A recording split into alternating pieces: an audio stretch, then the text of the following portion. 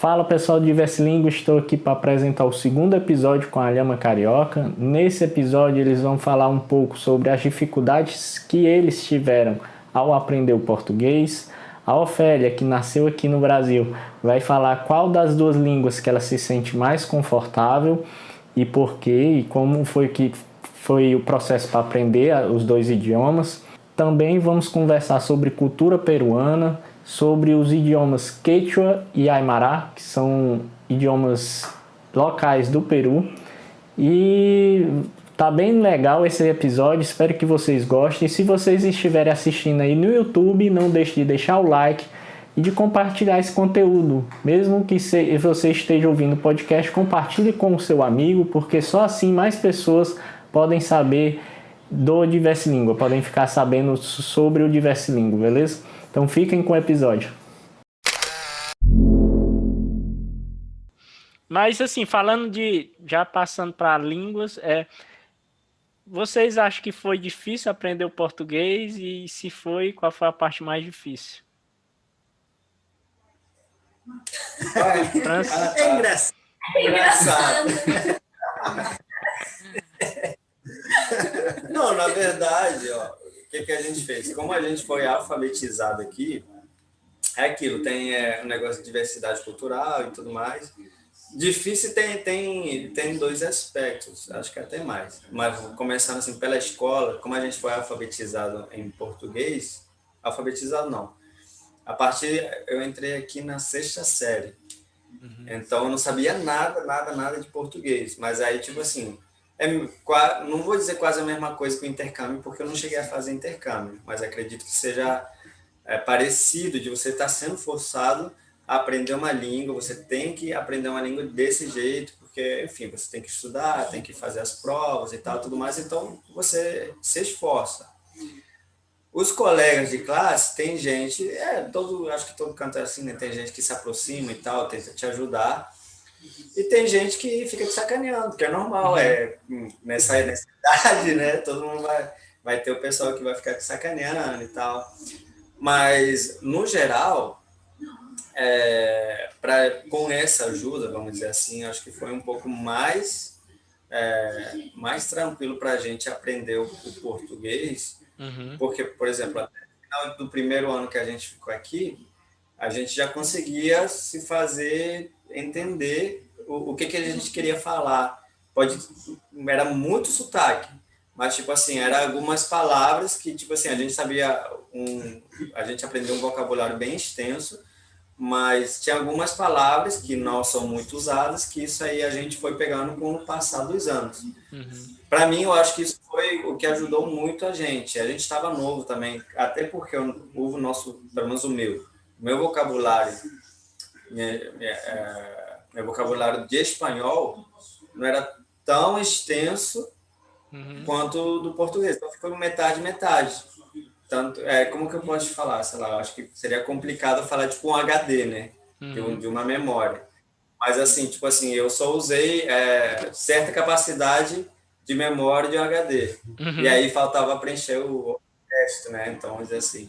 Para uma pessoa que já foi, sei lá, tá com 30, 40 anos, usar quase toda a capacidade de vocabulário, de várias outras coisas, é mais difícil ele adaptar em outra língua.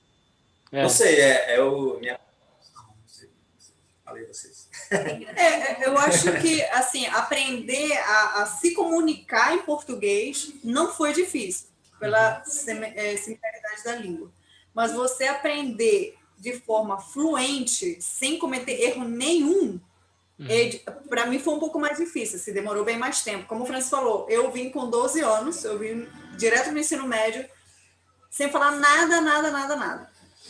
Em um ano, né, eu cheguei bem no início do ano escolar, no final do ano eu conseguia me fazer entender, escrever, passei de ano, não repeti nenhum ano, graças a Deus. Tive muita ajuda também, né, dos colegas, dos professores. Mas, assim, aprender a se virar, como dizem, né, a se comunicar, é fácil. Mas se você quer falar corretamente, que era o meu objetivo, o objetivo dos meus irmãos, né, falar corretamente, sem cometer nenhum erro de concordância e tudo mais, leva, sim, um pouco mais de tempo. Ao longo dos anos, né, a gente tomou aí um esforço. Graças a Deus a gente gosta muito de ler, de estar sempre, né, vendo vídeos, ouvindo música, então isso facilitou muito. Eu acredito que a mesma coisa acontece com a pessoa que vai aprender espanhol, por exemplo. Para você se virar, não tem problema, até você conseguir ir para outro país sem falar a língua direito, porque, né, você consegue dar um jeitinho. Mas você falar corretamente, considerando a similaridade das palavras, os falsos cognatos são outros 500. Aí você vai ter que se esforçar bastante. Deixa eu falar. No teu caso, Ofélia, o fato de você ter duas línguas te complicou, te ajudou? No começo, você lembra? Porque você também era novinho. No meu caso, como foi a minha experiência aprendendo espanhol? Não, aprendendo português. Não, mas ela foi alfabetizada aqui, garoto. Então. Conta um pouco tua experiência, que pode ser interessante do fato de falar as duas línguas numa casa onde se falam as duas línguas. Se isso de alguma forma te ajuda, te complica, ou você nem sente já? Eu acho que pelo fato de eu ter sido alfabetizada em duas línguas, não, no caso, ter sido alfabetizada em espanhol e depois ter crescido numa sociedade onde todos falam português, eu acho que foi algo que me interessou a ser curiosa, a querer aprender novas línguas além dessa. Uma coisa que eu gosto muito é aprender novas coisas, especialmente focadas sobre conhecer outras culturas e saber como elas se comportam numa sociedade. Algo assim, como na minha casa que eu moro, é sempre uma mistura de culturas, tanto a brasileira quanto a peruana.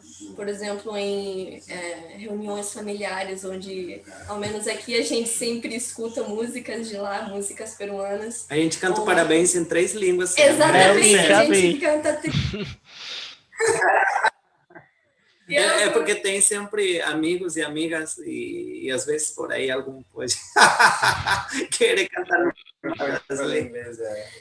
Eu nem sei como surgiu, mas eu acho que, como tu estava falando, meio que, como às vezes nessas aniversários, às vezes sempre tem alguns dos nossos amigos que vêm para cá, que já são praticamente de casa e são brasileiros, acho que a gente meio que adaptou esse momento de parabéns para incluir basicamente todo mundo, ou seja, tanto peruanos quanto brasileiros, ou até uma pessoa de fora, talvez, fala inglês, embora que até hoje ninguém venha que fala inglês, enfim.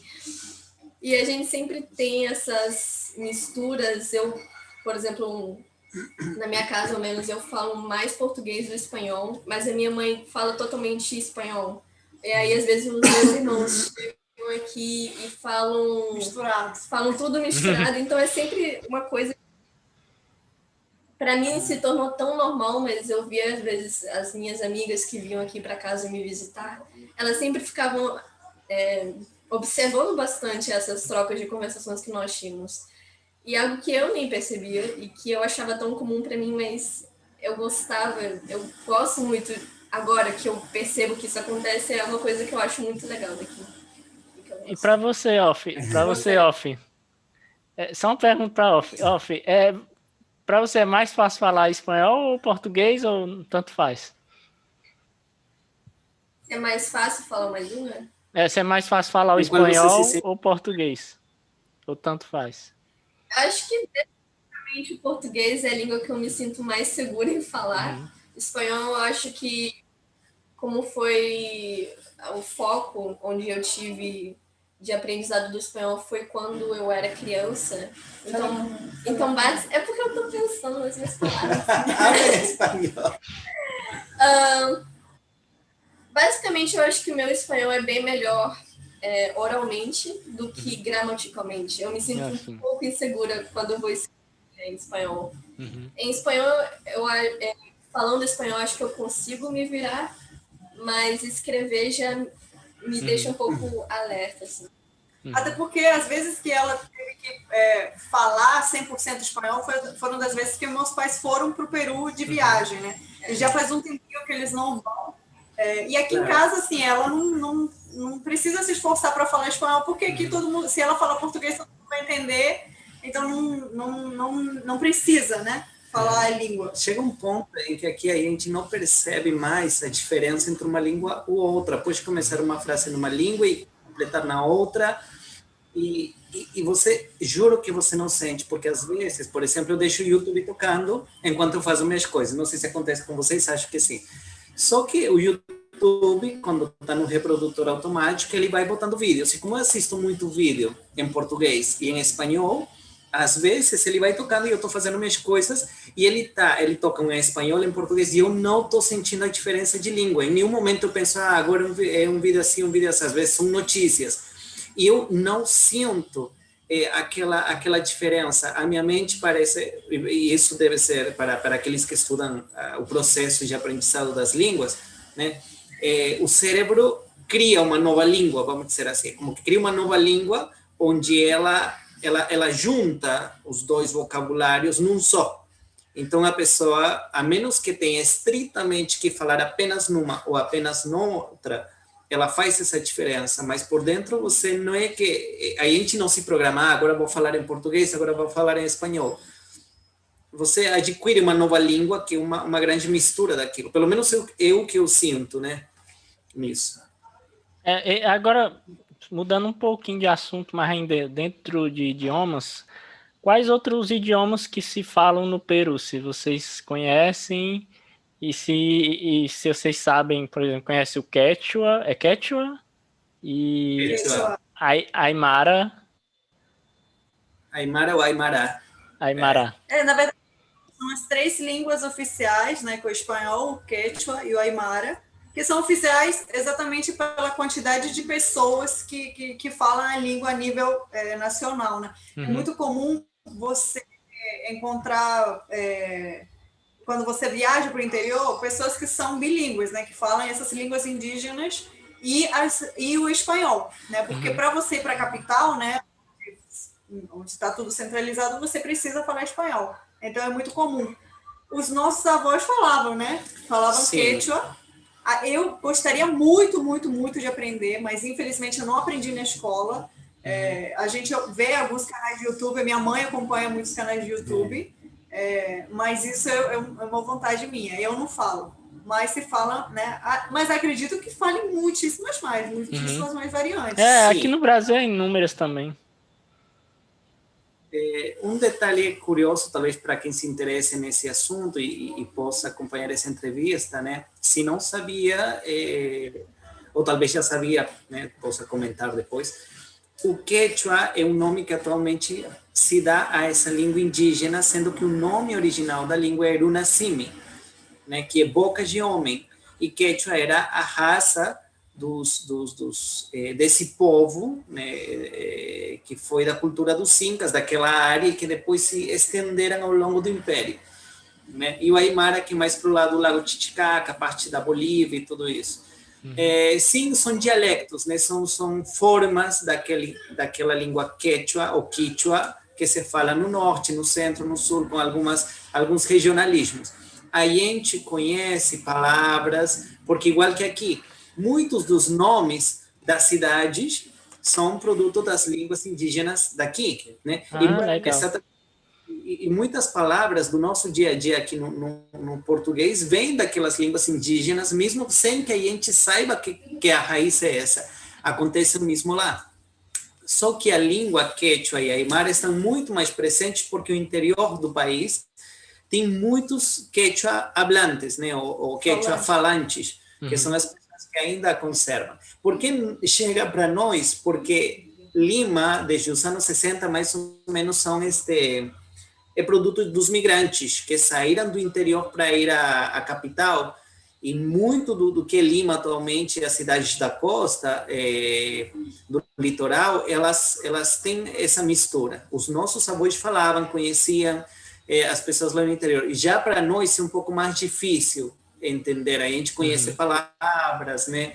Até porque a gente nasceu na capital, né? Nossos avós nasceram no interior, então eles já era natural aprender a falar essa língua indígena. Agora, é interessante mencionar que até algumas décadas atrás, infelizmente, no país, como em outros países, como em Latinoamérica, né, tinha aquela questão do racismo. E um pouco não sei como chamar, uma xenofobia dentro, né, com as pessoas de fora, as pessoas que não eram da capital, que não eram hispanofalantes. E isso por uma questão da conquista e coisas já mais sociológicas e tal, na qual tudo aquilo que representasse uma questão indígena, desde as danças, a cultura, a língua, a comida, era desprezado, era visto como inferior. E isso, desde 60, mais ou menos, quando teve todas umas reformas agrárias e tudo isso, fenômenos que impactaram o país, houve pouco a pouco uma revalorização, né? E já nas últimas décadas está se trazendo novamente isto a tal ponto que recentemente tem, por exemplo, meninas que cantam aquela música trap, né? Em quechua, se está recuperando para a música, a comida nova andina, né, com uma nova forma de trazer a nossa comida que começou a surgir no mundo. Então, é todo um fenômeno cultural que vem acontecendo já as últimas décadas, não? Eu acho que 3 décadas. Eu acho que muita gente da comunidade poliglota gostaria de aprender quechua, porque eu me lembro que eu participei de um evento, Polyglot Gathering, online, e eu acho que tinha uma palestra de quechua, se eu não me engano. Então, acho que para a comunidade poliglota chamar atenção. Hoje está muito mais fácil de aprender, né? Como eu te falei, tem aulas online, tem cursos que você aprende no YouTube, né? Desde o básico até o avançado. Então, assim, hoje está até mais fácil de ter contato, né? Com essa língua que ainda é muito falada. Sim. Tem um grupo no Facebook que eu estou, já não entro faz um tempinho, mas eles botam e vão te ensinando as palavras, um pouquinho da gramática. Tem também, acho que o Google tem em quechua também uma versão. Tem. Vocês, e por aí vai. Entrando um pouco na cultura, tem algum aspecto da cultura peruana que vocês acham que poucos brasileiros conhecem e que seria legal compartilhar?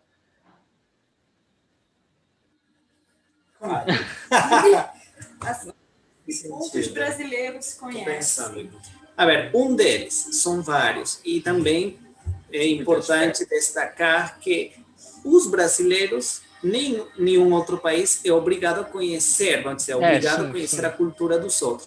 Interessante. Assim como também lá os países hispanos não conhecem muitas coisas do Brasil, né? A gente descobriu através do canal Fenômeno. Então, por exemplo, Machu Picchu é apenas uma das muitas mostras culturais que existiram em Peru, né? Ela pertenceu à última grande cultura, a maior que teve, né? Mas tem muito. Peru, na realidade, foi o berço de culturas milenares muito, muito, muito antigas. Então, você, quando chega lá, desde a escola, estuda os Chavin, que foram uma das primeiras, né? Miles de anos atrás. Tem os paracas, conhecidos pelos seus mantos, que sobreviveram ao tempo. Tem os Nazca, com suas linhas de Nazca, sua cerâmica. Tem os Mochica, com suas grandes construções. Tem os Chanchan, com as cidades de barro, né? Tem os Timu, com seu trabalho de, como se fala em ouro? Orfebreria. Orfebreria. Então, a gente sempre fala que, além de Machu Picchu, tem muitíssimas outras culturas, né? Com suas manifestações culturais, tecido, arquitetura, comida, língua própria, artes, né? E que a gente estuda na escola tudo isso. Agora, é natural que destaque aquilo que é a maravilha do mundo, que é o Machu Picchu, né? Então, é igual que quando as pessoas julgam, o Brasil tem samba e carnaval e futebol. Não está às errado. vezes resumem o Brasil ao Rio de Janeiro, né? Que é o que mais se conhece do Exatamente. E deixam por fora o Nordeste, que tem uma cultura riquíssima, Exatamente. uma gastronomia muito rica também, o lado de Minas, do Sul. Sem né? contar que o Nordeste, vamos dizer assim, foi o primeiro centro da história brasileira. Sim. Né? O Nordeste era abandonado, era uma coisa, nos inícios não era muita coisa, tudo era lá no Nordeste. Exatamente. Mas, só que assim, quando nós estávamos lá em Peru, pelo menos a mim me acontece, às vezes um se incomoda com isso. Mas também hoje que eu estou aqui, que a gente já passou por isso, a gente entende, as pessoas estão erradas ao ver o Brasil e ter aquela imagem do Cristo Redentor, Rio de Janeiro, samba, futebol e carnaval. Não, é apenas uma percepção que a mídia passa e é pequena apenas, é como um convite, uma porta de entrada para que o estrangeiro conheça muito mais. Não está errado.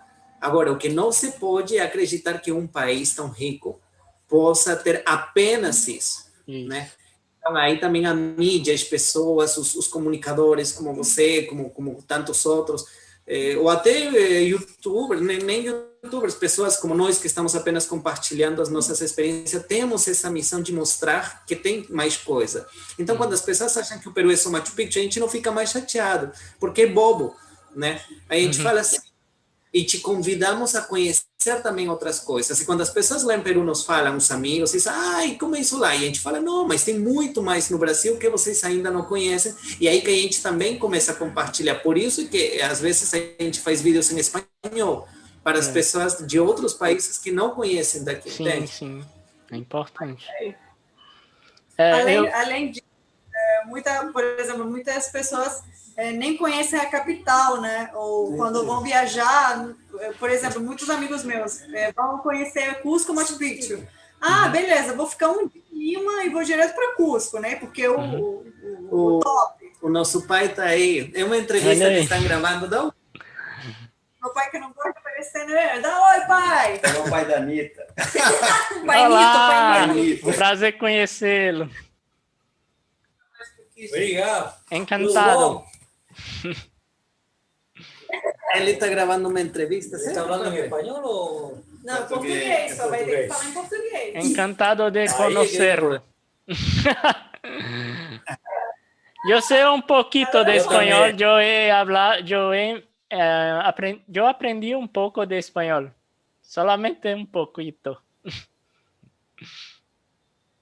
A ese poquito está yendo bien. Ai, que chique. Qué bueno. Muchas gracias.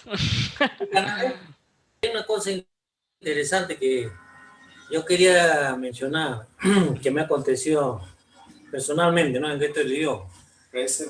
Cuando yo llegué aquí a Brasil, fue difícil aprender para mí. Aquí en Brasil yo estudié inglés porque el trabajo me mandó a estudiar, ¿no? La empresa me mandó a estudiar. Solo que yo vi una grande diferencia entre mi persona y las personas que eran más jóvenes que también estaban aprendiendo conmigo. Y eso podría ser, digamos así, ¿no? Una cosa que se repite en muchas personas que ya tienen una edad y empiezan a estudiar un idioma.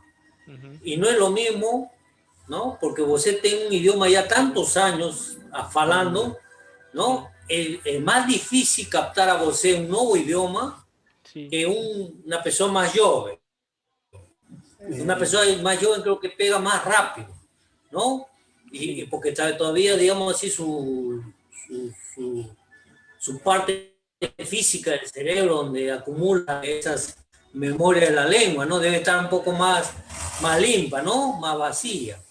En cambio, la gente que tiene más edad, fica más difícil, y tanto es así que, por ejemplo, los compañeros que venían de Norteamérica y venían a vivir aquí, a trabajar aquí, nunca aprendían el portugués, ¿no? Y no les interesaba aprender porque de repente les resultaba también difícil, ¿no?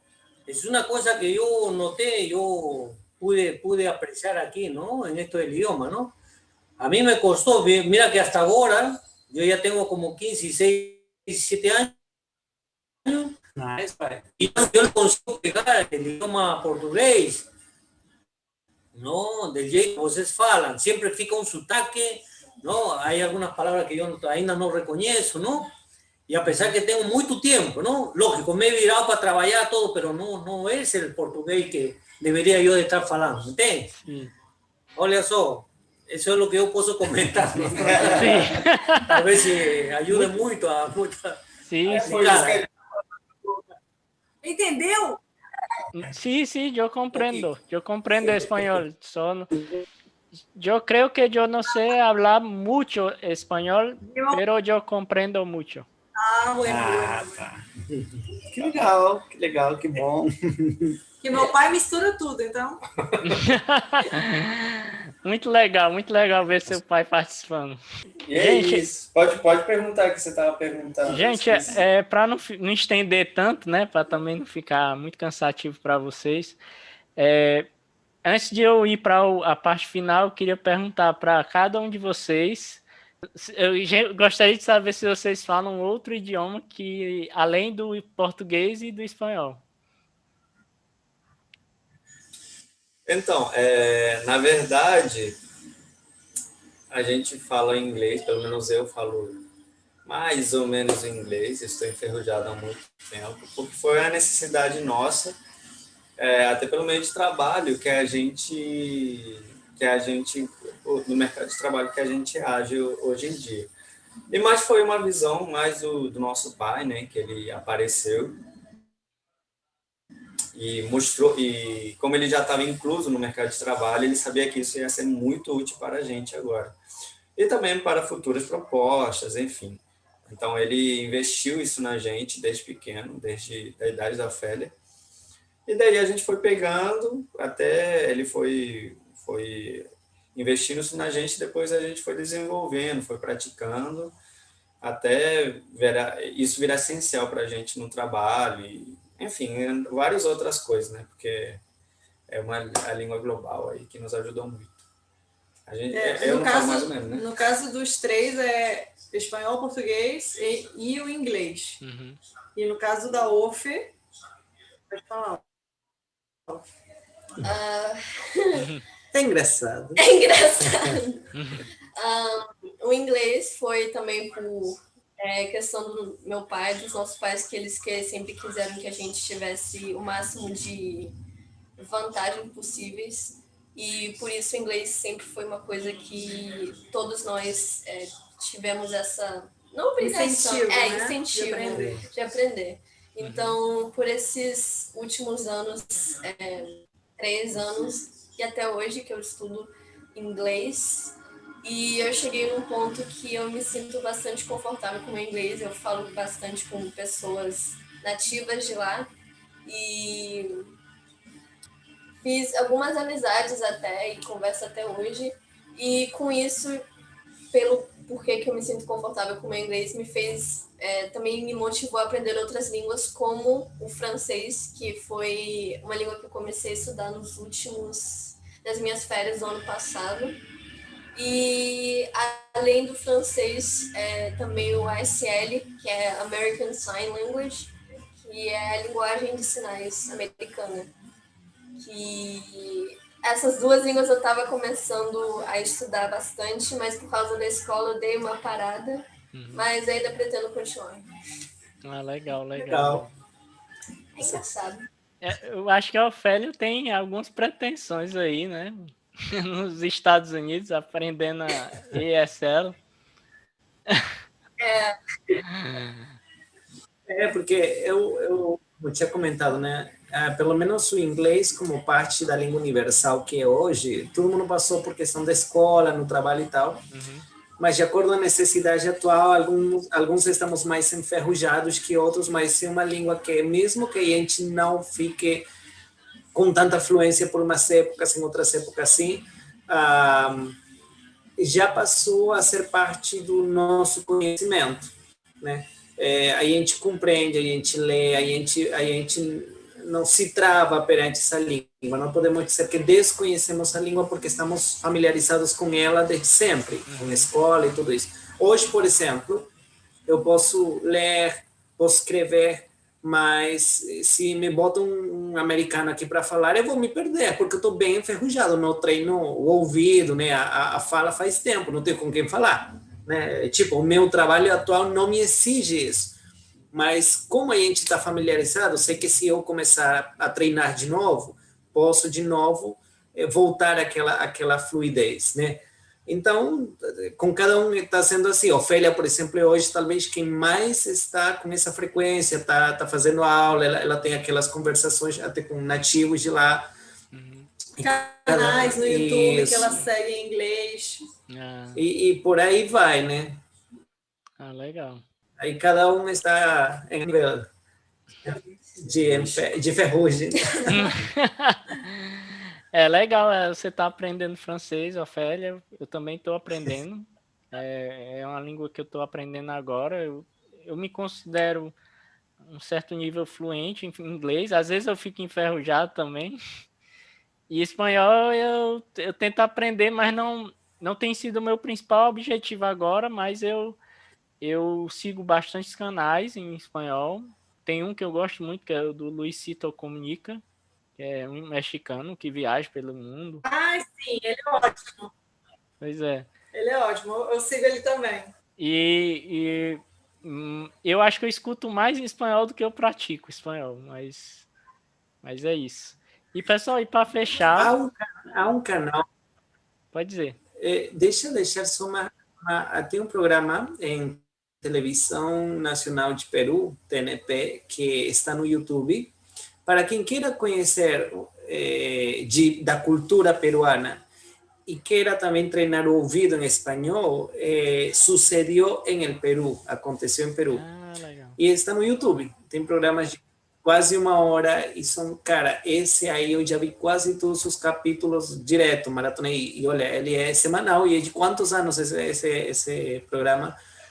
Mas assim, por isso que eu falo, é sobre história peruana, né? E de todos os tipos, contemporânea, antiga, e para quem queira treinar o espanhol também vai servir. Eu adoro E para quem quer ver curiosidade, é só seguir a gente. Eu adoro história e eu adoro ouvir os vídeos de você, assistir os vídeos de vocês em espanhol também, eu adoro.